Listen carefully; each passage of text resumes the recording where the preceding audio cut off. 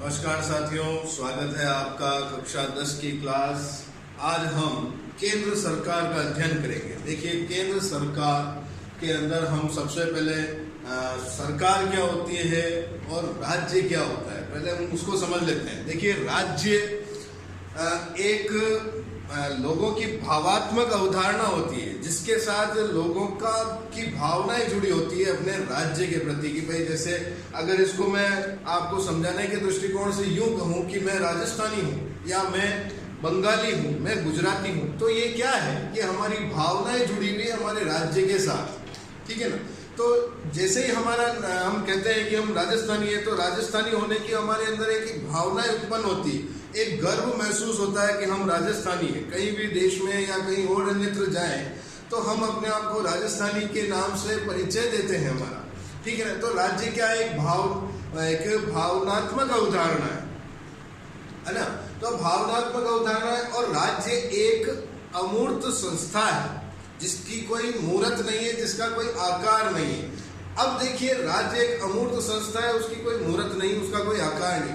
तो सरकार क्या है? सरकार राज्य का एक मूर्त रूप है, एक मूर्त रूप है, उसका एक आकार है। सरकार का एक आकार होता है। ठीक है। जैसे मैंने अभी यहाँ लिखा है आपके लिए कुछ नोट्स टाइप की, आप इसे देखें, लिख लें, इसको आप नोट कर लें कि सरकार राज्य का मूर्त रूप होती है जिसके द्वारा राज्य अपनी इच्छाओं को निर्धारित करता है। राज्य अपनी इच्छाएं यानी अपनी नीतियां बनाता है, उसे अभिव्यक्त करता है, जनता के साथ उसको बांटता है, उसको बताता है और उन नीतियों को कार्यान्वित करता है यानी उसे लागू करता है। ठीक है। तो ये जो काम है राज्य के, ये काम सरकार के माध्यम से होता है। इसीलिए आज हम सरकार का अध्ययन करते हैं। अब देखिए, सरकार का अब कार्य क्या हो गया। सरकार का कार्य हो गया सबसे पहला तो कानून निर्माण करना यानी नीतियां बनाना, कानून बनाना। ठीक है। उसके बाद उन कानूनों को लागू करना, उन नीतियों को लागू करना।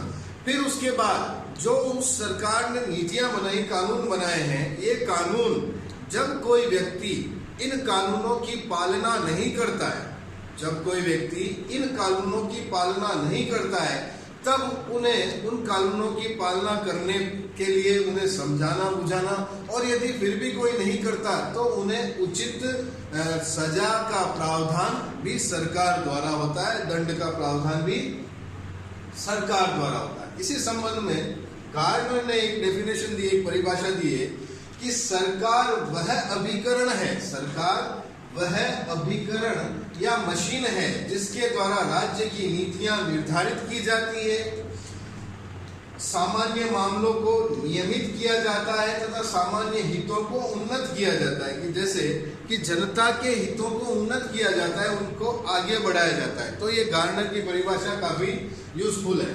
अब उसके बाद हम सरकार का थोड़ा और आगे अध्ययन करें तो सरकार के मुख्य रूप से 3 प्रमुख अंग होते हैं। सरकार के 3 प्रमुख अंग होते हैं, जो होता है व्यवस्थापिका, कार्यपालिका और न्यायपालिका। अब देखिए, व्यवस्थापिका यानी व्यवस्था बनाना। व्यवस्थापिका ये कानूनों का निर्माण करती है। व्यवस्थापिका क्या करती है?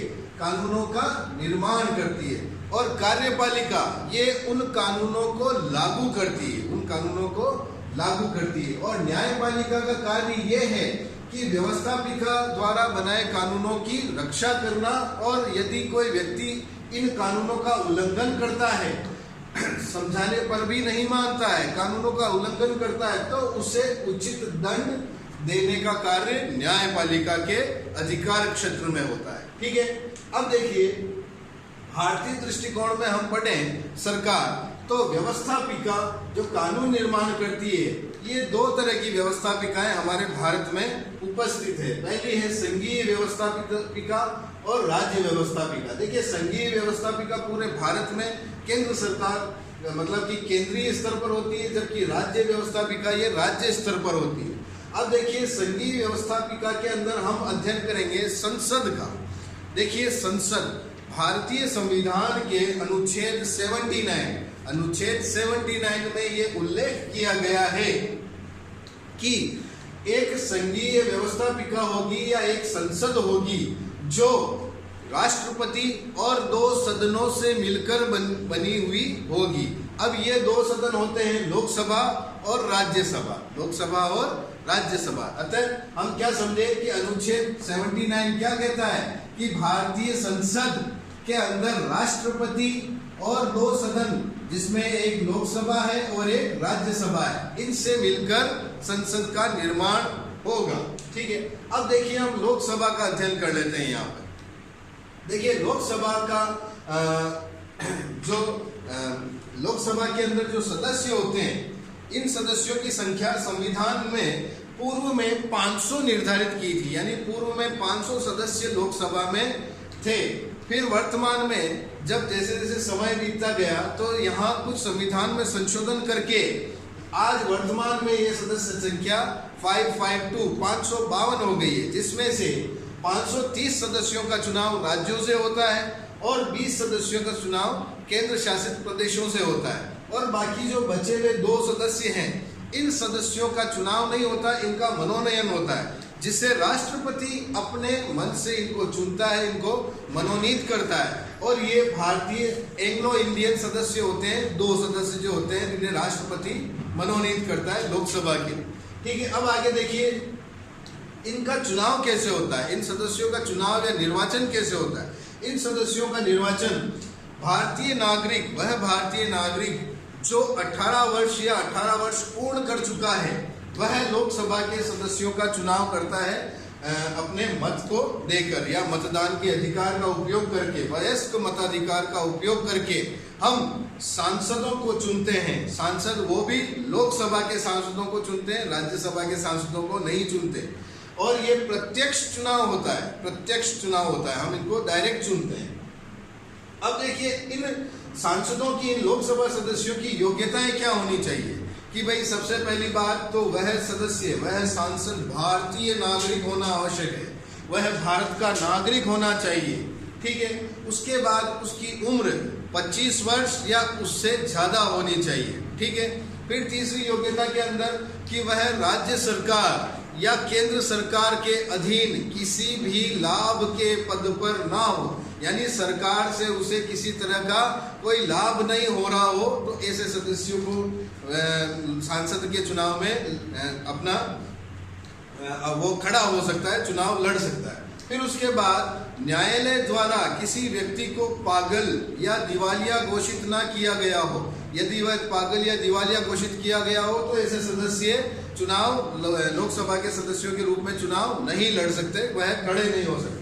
अब देखिए इसका कार्यकाल, देखिए लोकसभा का कार्यकाल वैसे तो 5 वर्ष निर्धारित किया गया है, फिर भी अब इसके अंदर राष्ट्रपति चाहे तो इसे समय से पूर्व भंग भी कर सकता है। अब देखिए इसके अधिवेशन कैसे होते हैं। इसके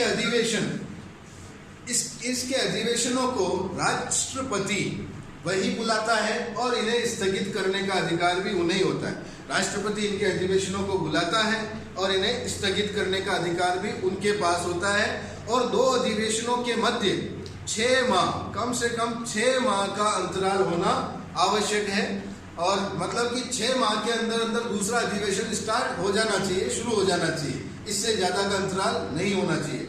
तो आज के वीडियो में हमने केंद्र सरकार का अध्ययन किया, जिसके अंदर सरकार क्या होती है, राज्य क्या होती है और उसके अंग क्या होते हैं, जिसके अंदर हमने राष्ट्रपति, राज्यसभा और लोकसभा का भी छोटा छोटा अध्ययन किया है। अभी लोकसभा का हमने थोड़ा अध्ययन किया। नेक्स्ट वीडियो में हम इससे आगे की बात करेंगे। That's all for today, thank you.